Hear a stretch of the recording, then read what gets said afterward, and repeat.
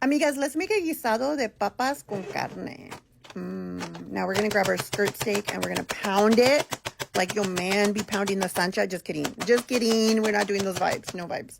Good vibes. Like your man be pounding you like that. Pound it. Just that. With all that intensity. Now we're going to slice it at an angle in different sizes. It's really up to you. You could honestly, it was so tender that I could have ripped it with my hands in just whatever sizes I wanted. And here I am. Do it to all your meat. There we are. Now we're going to season our meat with our Johnny seasoning.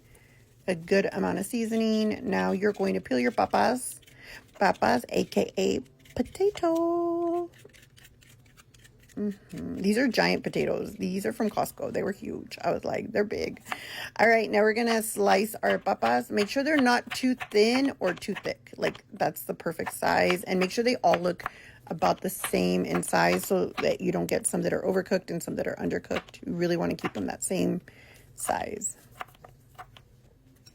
All right, throw them in some cold, ice cold water so they don't turn on you. And there you go. All right, now we're going to prepare for our a la mexicana salsita. So we're going to clean, I think it was like 5 garlic cloves. I'm using my Dollar Tree silicone pot holder to peel my garlic. A little hack moment. All right, now we're going to toast up our veggies for our salsita. And I forgot to grab my tomatillos. We're going to need 1 large tomato, 2 tomatillos, as many peppers as you'd like. We're not doing a big spice, so we're doing 2. And your garlic cloves, and you're going to toast them up. I don't toast up my onion because I don't like sweet. All right, now we're going to fry our carnita, our seasoned carnita, and we're going to let it fry until it's super crispy and fried, okay? All right, going back to our tomatillo and vegetable, we're going to make a little pocket and let it steam for a little bit in its own heat. Now that it's been steaming, we're going to throw in a small yellow onion, cut it in half, that tomato. I put the whole little stem in there. It's extra vitamins. Si les molesta, don't do it, okay? I'm cooking for my family. All right, so now we're going to devein and de-seed our jalapenos so that Fabian can eat with us.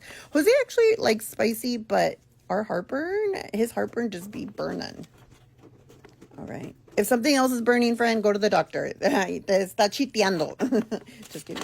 All right, so now we're going to throw in all those veggies and about 2 cups of water, but then I decided to add more than 2 cups. I think I added 2.5 cups because I felt like it was too thick. A little bit of comino and some garlic salt and parsley. That's what I prefer. You can add whatever you'd like. I don't cook too much with the chicken bouillon. I know a lot of people add chicken bouillon to everything. I didn't grow up cooking like that, so it's like it tastes weird to me. All right, so now that our meat is super cooked and crispy, bien frita, we're gonna add our potatoes and we're just gonna let those saute for a few minutes. Honestly, just to kind of get the cooking process going. Now we're gonna add our salsita. We're going to cover it and let it cook. Once it's cooked, you're going to once it looks like that, like all the water is cooked out, it looks thick and saucy, you're going to plate it, let it cool down for a little bit, plate it with some rice or beans and a little tortilla, and enjoy. Bye!